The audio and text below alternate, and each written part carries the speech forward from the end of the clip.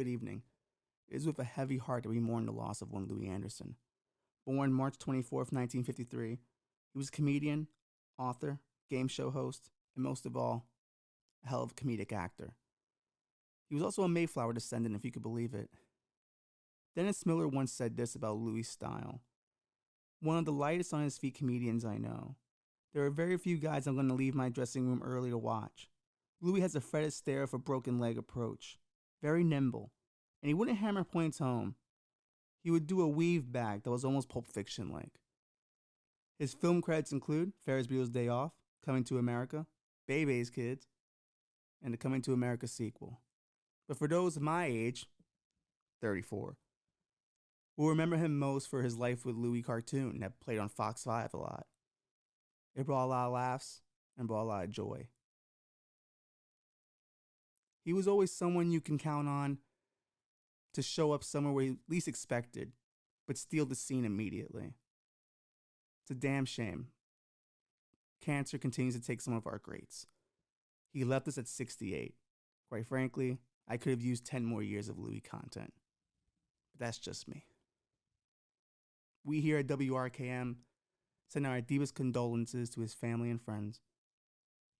And, well, there's not much to say other than long live Louie's memory. And thanks for the laughs, friend. Well, it's Saturday night. Let's have the talks we can't have when the sun is up.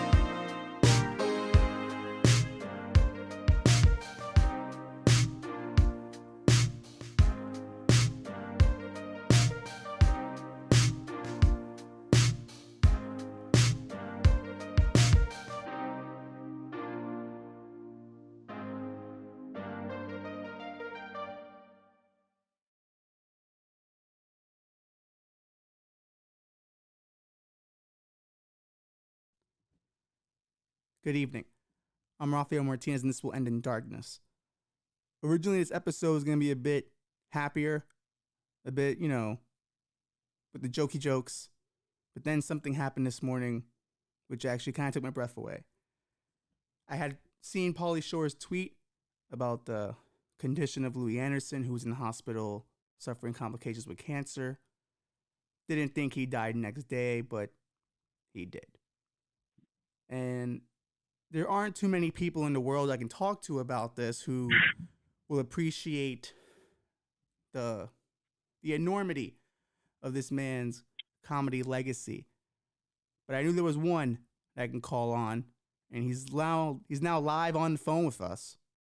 He is one Raymond Baxter, a.k.a. the Rayvolution. Ray. Louie Anderson, man. Yes, sir. Louie Anderson. Louie, when you text me that we lost Louie, I'm going to be very honest about what I want to say next, okay? Mm-hmm. I wasn't a huge Full House guy. I really didn't care for a bunch of struggling whites having to room and board together to survive. I really didn't give a fuck about this, okay? I didn't give a fuck about the Tanner house at all, okay? Didn't grow up seeing Bob Saget on HBO half-hour comedy. I didn't see his HBO special if he had one. I believe he had a Showtime special. Didn't see it. But you want to know who I saw from jump as soon as he hit the Tonight Show and HBO half-hour comedy and everything that followed after that? Louie motherfucking Anderson. When I say a titan, right? Like, this is not a pun about the jokes he even made about his eye, Yeah. right? Yeah. This guy was a force of nature. You know, like he had that beautiful voice. He had that great deadpan delivery. Oh man, like you look at what's our guy name? Bald head, kind of looks like Larry David, and he would have those beautiful deadpan one-liners. You know Wright? what I'm talking about from the late 70s, early 80s. Was that Stephen Wright? Then Stephen Wright. Imagine taking Stephen Wright and imagine taking what's the super blonde white boy who's always talking about how white he is. Oh, he's Conan's boy. Jim Gaffigan, right? Yeah, I just saw his special last night. It's pretty solid. Right? It's pretty solid, right? Yeah. Imagine, and then there's a couple more guys who you got to take a few different people to get Louie Anderson. That's what I'm saying. You got to take those guys and maybe a couple more to get the Minnesota wrecking comedy of Louie Anderson. He's a phenom, man. Like, another thing, right? He took this this one little thing in Coming to America, Raphael, and chewed the shit out of it. Yeah, he did. See, now I'm watching lettuce. Soon I'll be on fries. And then the grill. Then I'll make assistant manager. And that's where the big bucks start rolling in. Dog. I'm getting goosebumps saying it. He killed in a movie that had nothing but lines. Boom, quote. Louie against Eddie, John Amos, Arsenio, and every character they play. Louie Anderson is in the top 5 of the quotables out of maybe 30, 40 in Coming to America. Come on, man. And that's the thing. Come on, man. When you see him in Coming to America 2, like, just him being there is like, oh, it feels like home. You know what I mean? Like, yeah. That's a dude who, like, wherever cast he was part of, he added to. He never took away from. Even on the little family sitcoms he was doing for a while, and he had to, like, you know, clean up a little bit. He was still able to do that, but still be a huge force in any project he was part of.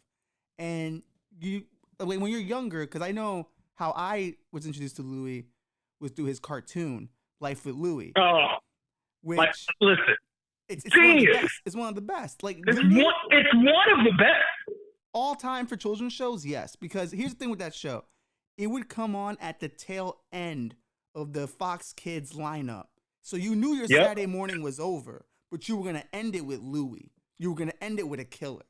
And his shows, like, those episodes would go from extremely funny to extremely serious, but there was such a good heart there that you really felt for his family. And you could tell he cared about how exactly he wanted his family portrayed. Like, you know, his dad is, you know, he says often was his well-known alcoholic, but the way they treat the father on that show is, he's loud and he's boisterous, but there is a heart there. So Louie, I think, on the level very few animation shows even dare go with children, was talking about some really complicated family stuff in the most simplest, goofiest way that for a lot of people went over their head. But if you were really watching, Louie was putting you on some life lessons. Yeah, absolutely. 100%. And like that show, and like you said, the placement of it, the theme song, him and his brother, like, and to introduce his brother. Yeah. And like you said, that whole family dynamic, man, like everyone really needs to dip back into it if we can find it somewhere, because it was a gem, an absolute gem. And every single one of his stand-ups, I'm telling you, man, I was a kid and I was obsessed with late night television. Obsessed, right? I'm obsessed with Carson. I'm obsessed with Letterman. I'm obsessed with SNL. And then end up being Conan later on. These are the people I grew up on in the 80s, being a little boy in the 80s. Yeah. And Louie Anderson, when I saw him on The Tonight Show, And I wasn't expecting much, and that's what I love when you have a lower expectation, and then they completely punch you in the stomach and then give you an uppercut to the chin. That's what Louie's comedy was, man. And he was such a great interview. He seemed like a legitimately solid human being. This hurts, man. This hurts. It's one like, because this morning also, you know, we're recording this on Friday for Saturday night. It's like, this morning, like I start my day with Meatloaf, and then I see everyone kind of like relegate Meatloaf to the one line in Fight Club. His name was Robert Paulson. And like after the 40th one, it gets really kind of annoying because it's like the dude did more than that. Like he had so much to offer, but yet we're only sticking with his name was Robert Paulson. So like it's fucked. But then it gets followed up right after that with, oh, here's Louie Anderson also. It's like, God damn, man. And, you know, for me, Saget was a little different. I think Full House was part of that, like, after school lineup that I would watch with Boy Meets World and all that. So the Tanner family, the Tanner family was the family that got me to the Matthews. You know what I mean? Like, if I can just get through the Tanners, I'll get to the Matthews.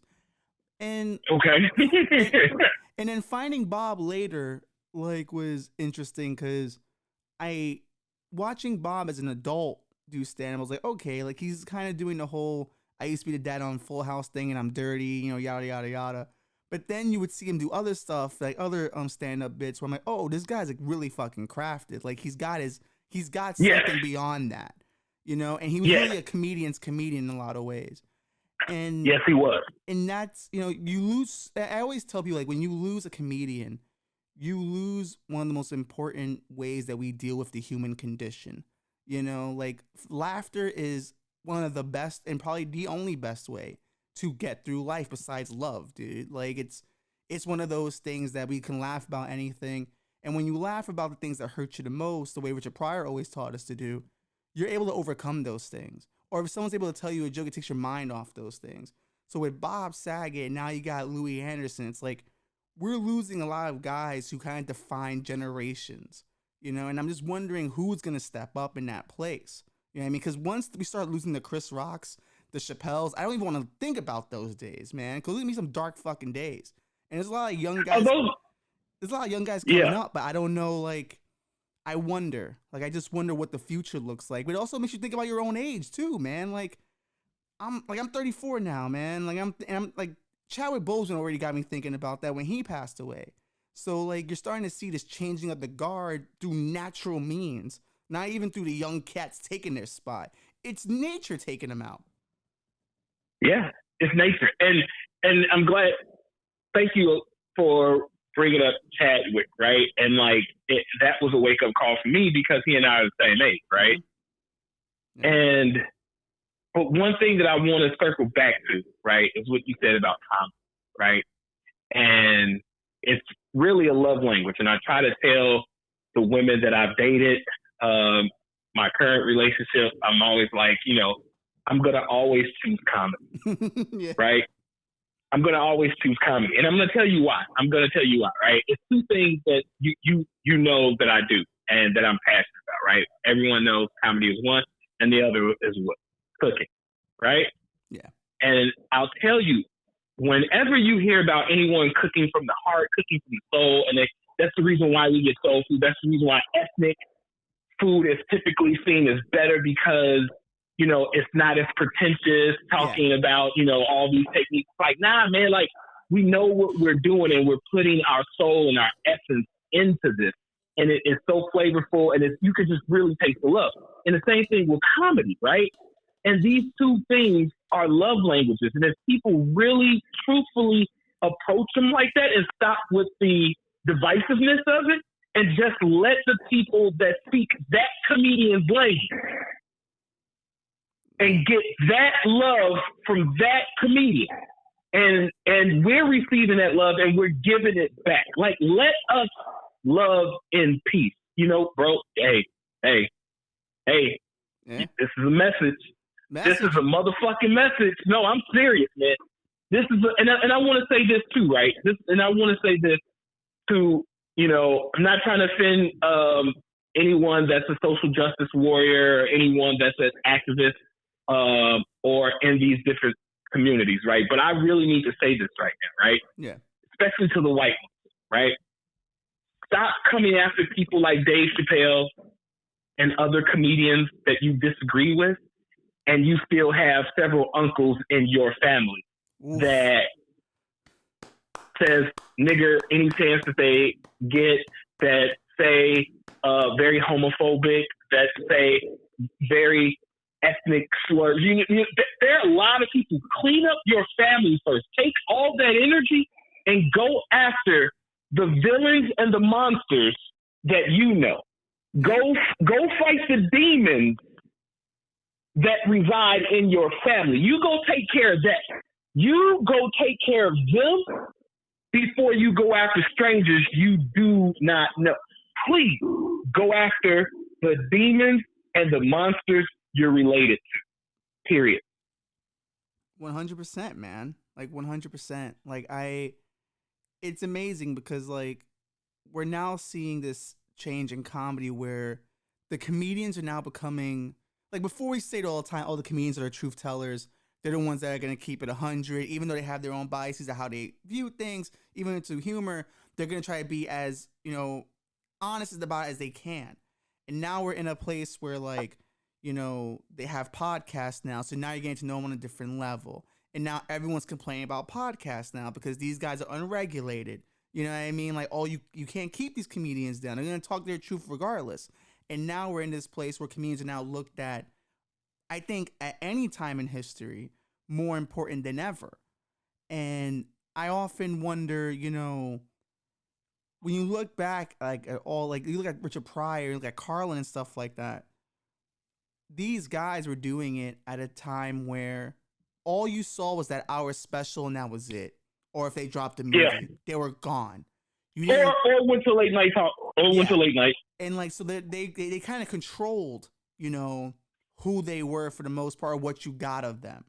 Now you can get a guy like all year round. He's going to drop you an hour of content every week, and I don't know if that's made guys have to get sharper at their stand. I will say the guys coming up now, like when I do see them perform live, they're a bit sharper because they've worked those jokes out in a form where it was first on the podcast, then they started working with a crowd, and now it's like finalized when it's like at their real show you're paying for, like the theaters and all that. So they found another way to work it. But when I look at a guy like, Louie Anderson, and look at a guy like Bob Saget, look at a guy like, fucking Richard Pryor, who's not here with us anymore, like, you start to wonder, when did the world change on comedians? That, oh no, you were funny when we didn't see you all the time, but now we see you all the time. There's a different expectation of you now. Now you need to be a normal citizen. Now you have to be upheld to the standards that we hold a CNN or a NBC or a CBS. Like, I'm not sure when that happened exactly. Well, I'll say this, right? Everything may not be as linear as we think it is, right? And I'll tell you what my point of view is on that, right? I think it started with the sanitation of America, right?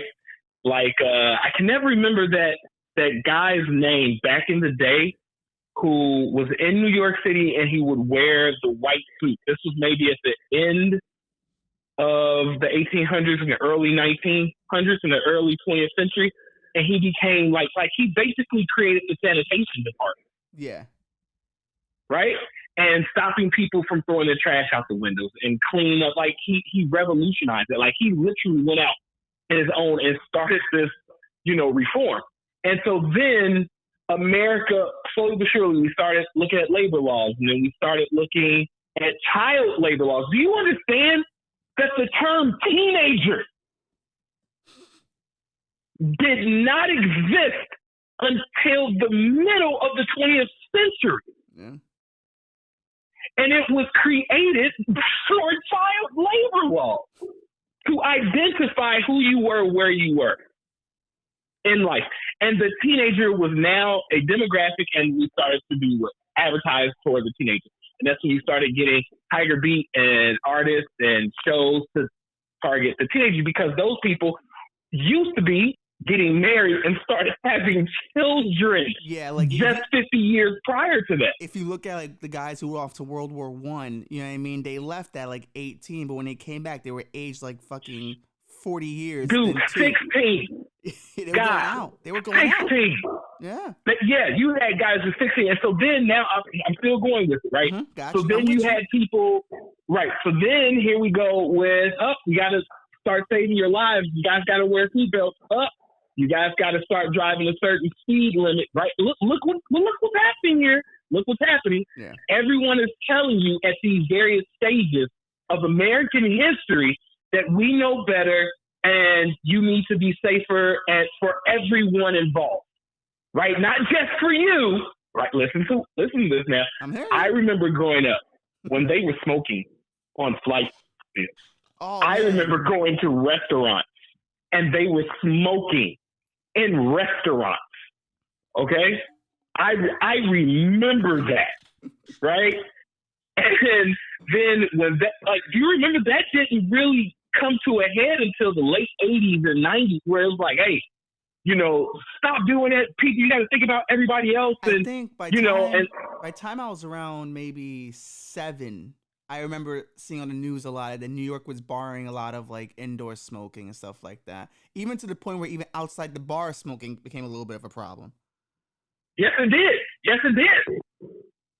Yes, it did. And here we go with that sanitization, right? Now you can't smoke on TV. Now you can't smoke in clubs anymore, right? Because for the greater good. And now, since we sanitize all that, now guess what we have to sanitize now? People and speech and expression. Yeah. And this is how we got there. This is truthfully how we got there because there are no other things to fight, like smoking or speed limit or safety. So now it's like, we got to protect everyone from speech and expression. And it's a slippery slope. It is because like now we got to protect everyone from each other. That's really what it's become. Yeah. It's like, I need you to be individual. I need you to only be worried about yourself. Your family unit, maybe, not all of them. Give up your kid if you have to. But like, just be concerned about yourself and yours and then worry about everyone else that's outside. Be afraid of everyone that's outside. And all lengths, like whether it's, with how they handled the pandemic to a degree, how they handle crime to a degree. It's like, we've all gotten to this point now where it's like, be afraid of everyone and anyone at this point. And it's it's like at this point, like I've run out of people to be afraid of, you know what I mean? Like I can't even be afraid of white people anymore. I'm afraid of Puerto Ricans now too. Yeah, like everybody. Yeah. You know what I mean? Like everyone, because now let's talk about that, right? Yeah. Remember how gangs used to be centralized to different regions. Yep. There are bloods in fucking New York now. For the last, I remember the last time I was in the city, like not just visiting home, but like being in the city was 05. Yeah. Right? 05, 06 was the last time like I was actively in the city full time. The pavement, yo.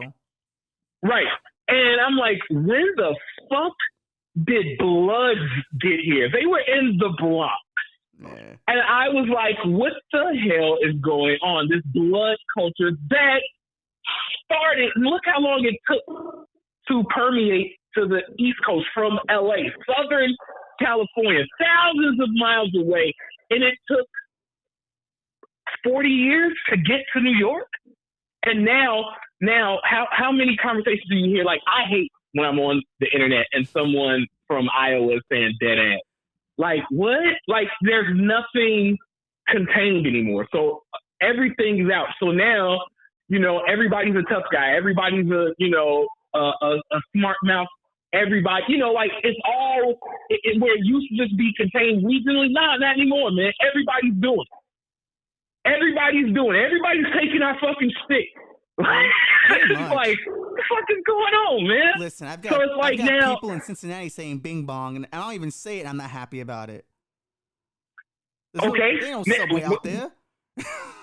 There is. Can I help you with that? Go This ahead. is a true story. Go ahead. Let me help you with this one, right? So me and Juan, right? Juan, shout out to my brother Juanito. Shout out to Juan.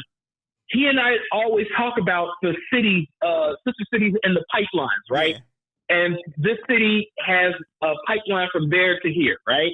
Like Kansas City and Oakland, there's a pipeline, right?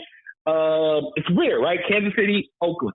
Then another pipeline that we talk about is Miami and New York, right? New York has a few different pipelines, right? Yeah. So New York and Miami, right? And we get that because of all this older Jews that were in New York, and then they started moving down there. Then the Italians found out, and then everybody else. And all old people right? decided that Florida was all their state. old people, right? Like it was old people before cocaine. You know what I mean? But anyway, I digress. My girlfriend the other day was like, we should probably move to Florida in our retirement years. I'm like, damn it, I'm gonna be one of those people. I'm gonna be sitting there with my floral shirt, my shorts, my little sunscreen on my nose, man. I'm gonna be like every guy in like one of those Disney vacation movies. So you're gonna basically be the old guy from Up. Got it. Pretty much. Thank you. Yep. Get me my balloons, dog.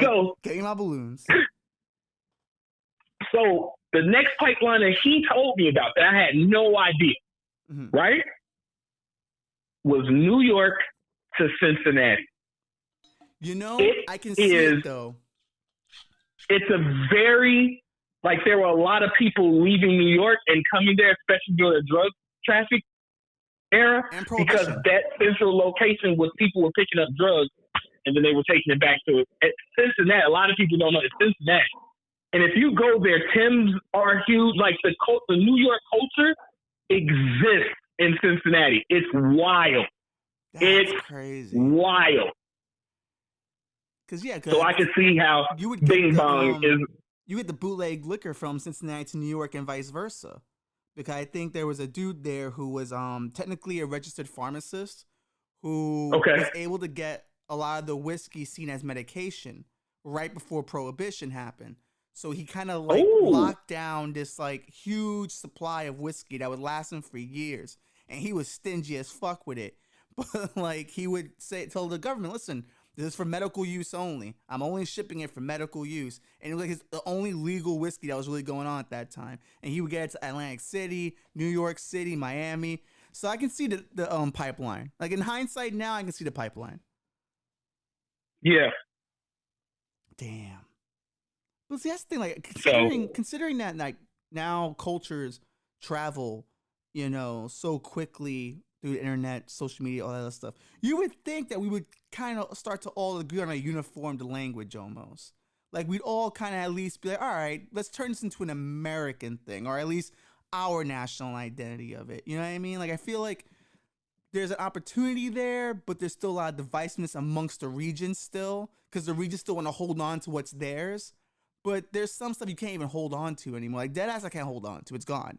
Like Deadass never coming back to New York. It now belongs to the world. I've openly accepted it. You know, I white flagged it. It's done. You know what I mean? You can fight that fight with somebody else. All the old heads complain about it. That's great. Go retire. It's done. You know what I mean? There's nothing we can do about it. But I would think with all this, you know, sharing of culture and information, we could get to a place where we go, this is now ours. What we do here in these 50 states is ours. This is how we rolling. But we still haven't agreed upon a national identity yet. Like, what does it mean to be American? And that's something me and my brother were having this discussion recently about soccer teams and why why their fans are so rabid. It's not just about the club, it's about the country. This is our country's team. When the World Cup comes, they show out. It doesn't matter where you're from in Sweden, you're Swedish. If you're born there, you're living there, you're from Sweden. That's the national identity. Same thing in other countries. America doesn't have a national identity because it was built on so many individualistic, you know, ideas, you know, of capitalism, sadly. Which, I'm not anti-capitalist, but I do think capitalism does need a social safety net, which I think anyone would agree to. But I think because of how we treat capitalism and how we've treated Americans since the beginning of this country, the individual has trumped the nation. And that's a problem. It should have always been nation first. like what was good for the nation, you know? And because we don't have a national identity, I think unless we develop one, we're never going to get to this, to merge like all this divisiveness. Like we need to agree. Like Louis Black said it like years ago in his Red, White, and Screwed comedy special. We need to agree on what the fuck reality is. And once we can do that, maybe there's hope for everything else. You know, thank you for saying that about America not having a national identity. And it's funny because I legitimately just thought the same thing, but it was because I was watching Star Trek, right? Yeah. And I laughed because I was like, you know, the Romulans have a planetary identity and race, like they're race, right? They're true races, right? The Klingons have their identity. And then, but when you really watch, they're Klingons who cook and sing opera and write poetry, right? And they're there, right? So it's not this homogenized, you know, just a complete warrior culture. It's based in that. Yeah. And the honor is their culture, right? And so when you look at that, and I was thinking about America, and I started riffing on like legitimately, Americans' identity is capitalism, and we should lean into like all of us, right? And we should all respect it and like let everybody out of the prison who like the white boys that sold dope, the niggas that sold dope, the Puerto Ricans that sold dope, the Cubans that sold, like let everybody out who's all trying to make it. Everybody that was fucking Ponzi scheming, let the motherfucking whites and them Jews out. Let them out. Let them out. They was all trying to get it. It was. My nigga, we was all trying to get it. Everybody tried to figure out they hustle. Yo. The Irish was trying to figure out they hustle. The Jews was trying to figure out they hustle. And we all learned on the underworld at the same time. We all tried to go legitimate, right? And we're all going legitimate on dirty money. You know what one of my favorite sayings is? And I promise you, it is uniquely American. Yeah. Behind every great fortune is a great crime. Fuck yes. That's the American slogan. I was hoping you said that, dog. I remember the first time I heard it was from Chris Rock. Chris Rock was the first person I ever heard say that. And when he said that, my brain just went, you're right. You're fucking right. And like you look at the Kennedys, they're built on bootleg money. Like right now I'm reading this book about Alan Dulles, who's running the CIA, and Kennedy just fired him. But like they get into the Kennedys a bit and they're like, yo, like they were built on bootleg money. Like that's just all it was. Like everyone cut a corner at some point. Even the farmers back in the colonial days were fucking, you know, doing some crimes on the side.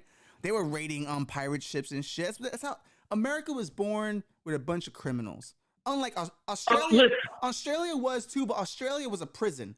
We were criminals trying to clean up. You know what I mean? We were reform criminals. Yeah. And here's the thing. Let's really dive into the Kennedys real quick, right? Yeah. Like Joe Kennedy's mom, right? Yeah. She had this hotel, right? Yeah. That was kind of like the halfway point for a lot of the bootleggers. Like everybody was coming there, right? Yeah. En route to Canada to get their shit. Mm-hmm. And she was selling liquor out of there. Joe was a kid. Mm-hmm. And Joe was running fucking liquor for his mom. They started their empire way early, right? And then when Joe gets a little older, right? And fucking FDR is president, do you know who was behind the goddamn crash on Wall Street that led us into the Great fucking Depression? Joseph Kennedy. Yeah. FDR said when he created the commission later, he was like, I'm going to appoint Joseph Kennedy. And everyone was like, wait a minute. Why on God's green earth would you do that? He wrecked this nation. You want to know what FDR said? To catch all the crooks, I need the biggest crook. And that, I'm telling you, and this is why, listen, I be telling people, like, listen, do I like the way politics are now? No. But, like, when George Bush won, I was like, listen, if we're going to catch some motherfuckers, you're going to have Bush in there. Because the Bushes go way back. The Bushes go back to the Kennedys. They knew each other. Nigga, they go back to the Mayflower. Fuck Kennedy. Yo, you know who else go back to the Mayflower? Louie Anderson. He's a descendant of the Mayflower. Yes, he is. Yes, he is. God bless him. Look at that. Full circle conversation. Full circle. Where I need everybody that's listening to motherfucking This Will End in Darkness. Y'all better pay homage. Let me tell you. Y'all better pay homage. This is only a taste of what this season's going to be, dog. This is only a taste. Because we're going deep in some historical shit this year, dog. Like, I'm going to teach motherfuckers shit. And we're going to have some wild-ass conversations. Even wild before. And maybe John will come back someday. We don't know. But he's out there living, dog. Holla at the boy.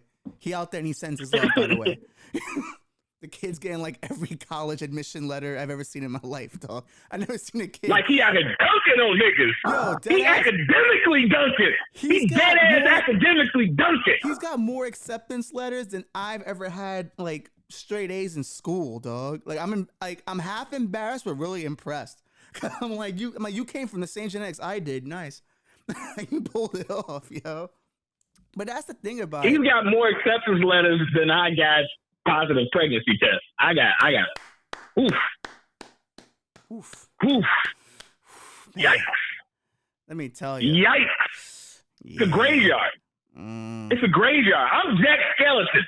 Yeah. You know what? I'm gonna stop. He's got more acceptance letters. He's got more acceptance letters than I got angry exes, dog. Like, let's keep it a buck. Yeah, that's a lot. There's a lot of them out there. They're probably watching now, hoping for death on me. But guess what? You can't. Second season out here, bitch. But like, the way I see it is that, like, when I'm like now, because I'm reading this Dulles book and all that, and you're starting to like piece together who everyone is, who everyone's connected to. Yeah, it's really run by crime families. It's a country run on crime families. You know, and it's like, to me, either you accept it and get your hustle on and get your money, or you're gonna. It's like trying to turn a hoe into a housewife. You can't turn a country run by crime families into a legitimate business. How often does it ever happen? You know, like the odds. Keep going, because that crime family shit's real and like it's. And I'm gonna tell you something, right? I'm gonna tell you something. And I think that when people watch The Godfather, they really fucked us. Let me tell you why. Because I saw what Puzo was doing, where he was going, right? Because you look at, they told Tom Hagen, you cannot get in here like that. You go get a law degree. They paid for Hagen to get his law degree. Fuck with me now, right? And he wanted to keep Michael out of the family business and he kept saying, Senator Corleone. Like, remember that scene? Yep. Like, he was like, right? I was thinking about, when you said Godfather, that's the first scene I went to in my head. Right? So, like, he knew how to do it. It's really like you just said, bro. It's a crime family. And all of them went to Harvard. They were all, these Eastern people, they all had dirty money. All of them came from dirty money. You did not come to America and did not build off the backs of, first and foremost, the indigenous that were here. Yep. You all got paid slaughtering millions of peaceful people who were trying to protect their family and their land, period. And then you sampled their government for your own. You sampled the Iroquois Confederation for your own. They were They were doing RZA shit before RZA was doing it. Exact, dude. And we're not even going to talk about agriculture, irrigation. We're not going to, like, y'all, so they could not grow. Dude, do you know how many colonies died out in New England? Died out. Yep. In Virginia. Died out. The Roanoke Colony. Died the fuck out. They still know what happened to Roanoke. They're gone. They disappeared. Gone. They bye. Gone. And I say that to say, right, like when you look at like the Kennedy, right, and like you said, like there was a picture when I saw this in my late teens, my late teens, and it was George H. Bush, Dick Cheney, Nixon, what's it? Bob Dole was in the picture. Yeah. It was Bob Dole. It was Dick Cheney. Dick Cheney was this motherfucker. Like they was, and I'm like, wait a minute. And they're all kicking it. And like nobody really looks at how powerful. Do you know how powerful the Walker Bush family truthfully is? Like George H. Bush is nasty. The most powerful president that we've ever fucking had, bro. The director of the CIA. The director of the CIA and became president? What? Let me tell you, dog. And it even goes even farther back, right? So Allen Dulles was a spy during World War II. His focus wasn't even on Nazi Germany. And we're gonna talk about this when we do the episode about him. He was doing side deals with the Nazi Germans, dog. Like, he was trying to get them to come to America and give their money over so they could fund this dream of an intelligence agency he had so they can combat the Russians. He at some point, his brother John Foster Dulles, who ran the fucking State Department, early in his career said, I admire Hitler. We both come from the gutters and we made something of ourselves. It wasn't until people went, yo, you can't be saying nice shit about Hitler, that he stopped. like, dog, what you can't be saying shit like that. So then fucking Allen Dulles builds a CIA, but guess who he gets close with? A young Republican congressman named Richard Nixon. They get close. He teaches him his whole Cold War strategy, how it's an endless war against the Russians. It's a secret war. Presidents don't need to know nothing. The public don't need to know nothing. We're going to keep this all under the table, and we're going to hit the Russians with everything we got. We're going to destabilize other nations, all that.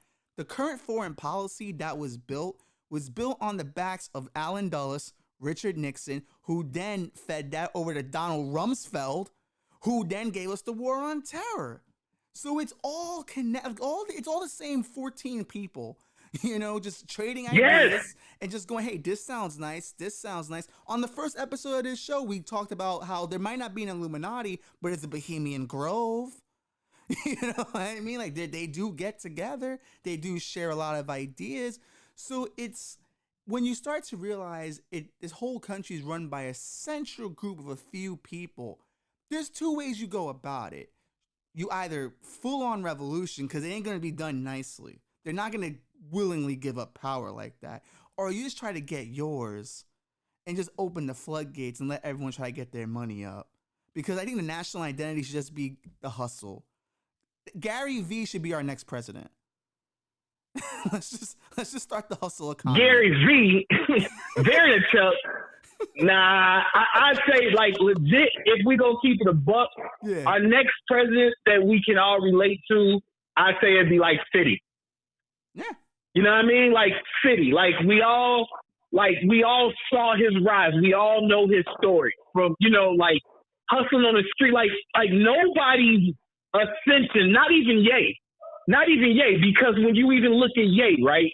Both his parents were fucking brilliant. Like, his mom is at one of the top fucking 10, not 100. She was an educator at one of the top 10 universities in fucking America. Okay? She was brilliant. Donda was doctor.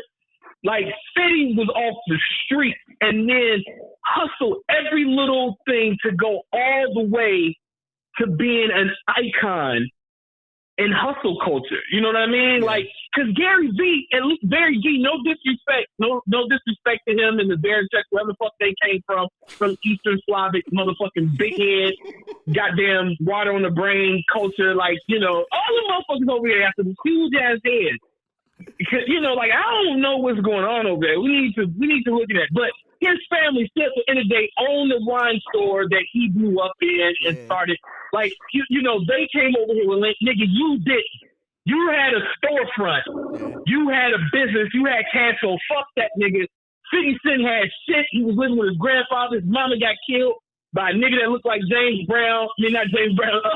Rick James, that she was selling dope for.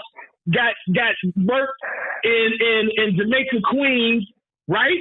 And found her body in a fucking bando, my nigga. And then you listen. That's the American story right there, especially the new American story. Hell yeah. Like, that's the motherfucker I'm voting for. I'm voting for 50. 50 Cent for president. Shoot him back to his running mate. Yeah! I'm with it. I vote 50. Hell yeah. I'm with it. Like, why not? 'Cause at this point, America needs to be a troll because we're not powerful anymore. China is, so we gotta be a troll instead. We gotta be a troll instead. I'm with you on this. No, this makes 100% sense. I don't care what anyone says. In the comments, say what you will, but this makes sense to me. 50 Cent for president. I'm in. We gotta start this campaign ASAP though. Like 2024 is like right around the corner, and these midterms don't look good.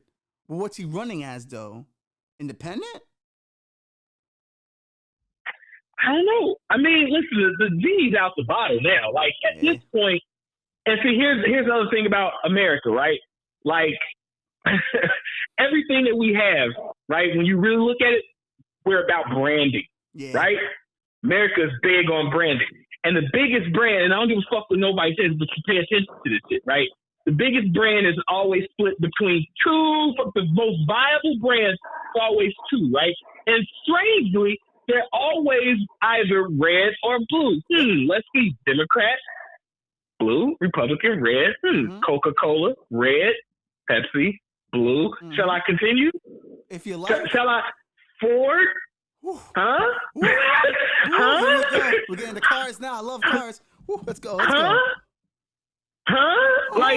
my nigga, it's out here, right? And at this point, the groups want to win, right? They just want to win.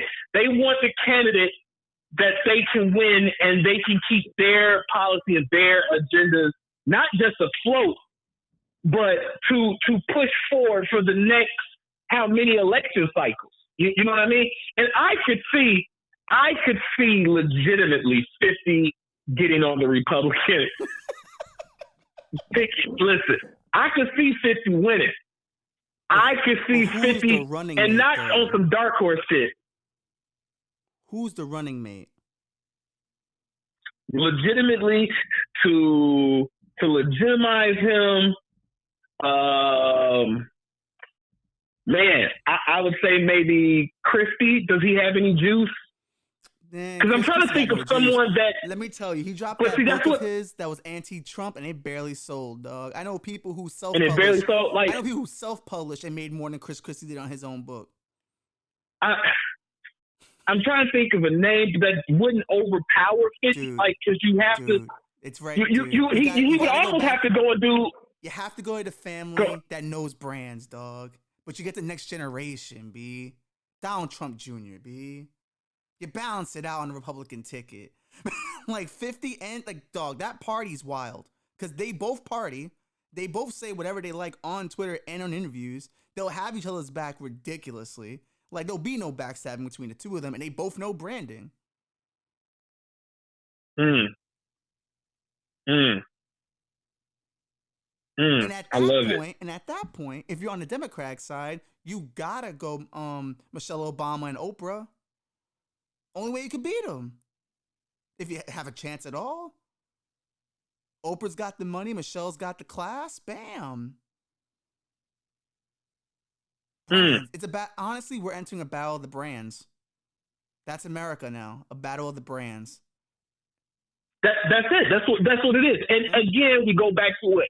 If we're talking branding, we're talking capitalism. Yep. Right? And that's it, man. Like America, I've never seen more people create LLCs in the last 2 years. Right? And let me keep it a buck. You know, the biggest proprietors, the biggest subscribers of capitalism are niggas. People with melanin. Listen, man, niggas need to wake up and stop playing. Niggas need to wake up and stop playing and stop lying like y'all are not the biggest conservative group out here. Y'all motherfuckers love to have small government. Y'all don't want the government in none of y'all shit. Y'all don't want to pay taxes. Everybody's liberal to get some money. Until you get a few dollars, it's like, I don't know, man. Have you had a conversation with a poor black talking about FICA on his exactly? It ain't about having money. Listen, niggas don't want to pay taxes. Niggas would love to take that shit and dump that shit in the East River, my nigga. Yeah. They would love to take the tea and start the motherfucking revolution again, throw that shit in the East motherfucking River. Then these niggas love Jesus. Y'all are the most Bible-carrying, Cause y'all will kill in the name of Jesus. Let y'all me will tell you, kill. Latinos are right there. We really no. They not right there. We no, are sir. Y'all are there. Well, sir, stop it. Stop. Okay, y'all are disciples of New Rome. Like whenever anybody get done, y'all gave up the fucking Caesar and created the Pope. Y'all gave up the Senate and you got fucking cardinals and bishops. Yep. Y'all gave up having gods for saints. Stop it. Listen, it's the same shit. It's about self-responsibility. It's about picking yourself up in your bootstraps and loving Jesus. Those are three. Let me tell you something. The Latino creed, and my boy Lou put me on to this, is we under-promise but over-deliver. For instance, a guy will go, I'll give you a baby, but I didn't say I was going to pay child support for it. If I do that, I'm over-delivering. Yep. So if anything, we've always set the bar a little low so we can, surprise people. That's the key, really. That's the real key to succeeding in America, I think. You always under-promise and then you over-deliver. Always. I think that's the problem a lot, I think, people, in terms of, like, starting a business, trying to, like, come up in capitalism, never realize. Like, if you are a perfect employee from the day you get there, you're fucked. Because now they expect that all the time for the same price they were paying you at.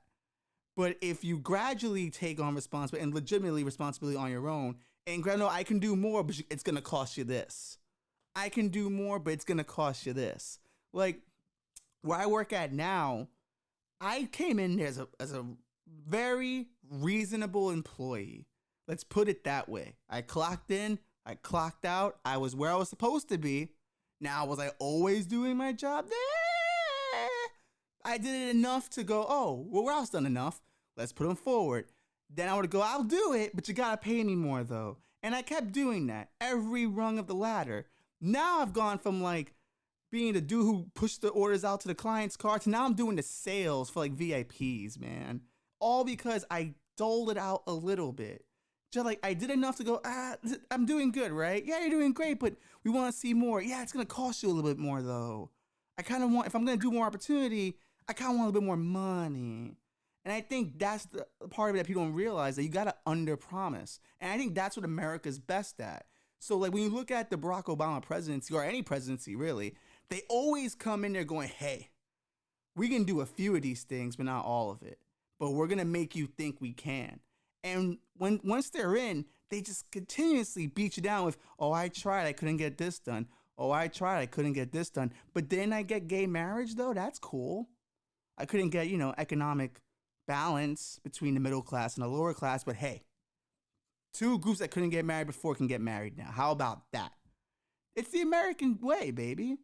I wish there was a candidate that came out and just gave a list of, here's what's reasonable. I know this guy will vote for this. I know this guy will vote for that. I can get these things passed legitimately. No hopes and dreams, just hardcore numbers. This is what I can actually do. Do you accept it? It would be a game changer, I think, for debates. Like, if there was somebody there going, like, if I'm up there, right, and I was there during the primary, I got Pete Buttigieg, I got, Kamala Harris going, Pete can't do that because Pete don't have certain votes. But what I can do a version of that. It's not as good, but it's at least 25% there. I think that's what people want in America. They just want to be leveled with. Like, we know it's a scam. We know it's run by crime families. But we all just want. We know it's a scam. We know it's a scam. I always tell John, like, it's a work, brother. It's all a work. You know what I mean? And it's been a work. The first episode of this show was called "It's a Work" because it is a work. Like, and it's a work in the most beautiful way, though. You know what I mean? Like, it's a work in which we all buy into it. We all pay into it. We just all want to feel like we're part of something. And if you look at all the divisiveness amongst the groups, that's what it really comes down to. It really comes down to we just want to be in on the scheme, too. We just want a little bit of a cut, baby. Like, just skim a little bit off top for us. That's all we want. We'll be quiet about it. And I'm going to tell you something. Yeah. I'm going to tell you something. I say this shit in my relationships, right? And you want to know why? No, my nigga. I'm telling you, listen. And I be telling people, right? I'm like, listen, Here's what's the problem. Let me in on the motherfucking joke. Because if I don't know what the fuck you laughing at me. Mm-hmm. You tell them. Okay, dog. if me and you not aligned and we not hustling together, we not cracking jokes together, we not out here like then we are adversaries, and then you gotta go, bitch. Let me tell you, dog. Fuck out of here. When it comes to me and my girl, I joke around with her and stuff like that. But if we somewhere together and someone jokes on her, I got her back. Like, that's my honky. You don't do that. I joke on you. Yeah. We're a team here. Jokes on you. Jokes on you, motherfucker. We finna double tag team your ass. We finna go all the way to Rec Room for a Dream. We finna get the double-ended dildo on that ass. We finna get the double-ended boy. Woo! It is weird because you gotta be a unit. You gotta be a unit. Hey, is that a pun? Because I'm talking about big plastic dicks, and then you talking about units. So what are we doing? Is this a bit? What are we doing?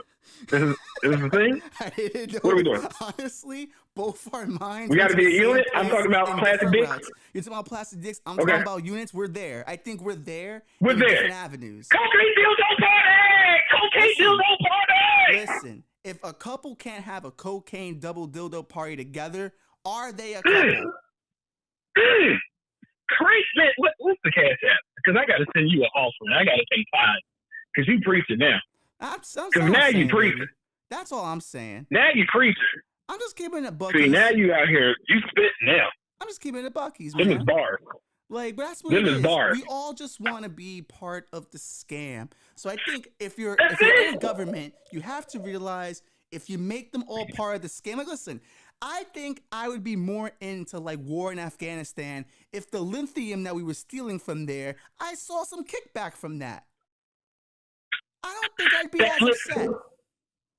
No, and if you want to talk like legit, that circles back to what we're talking about, American identity.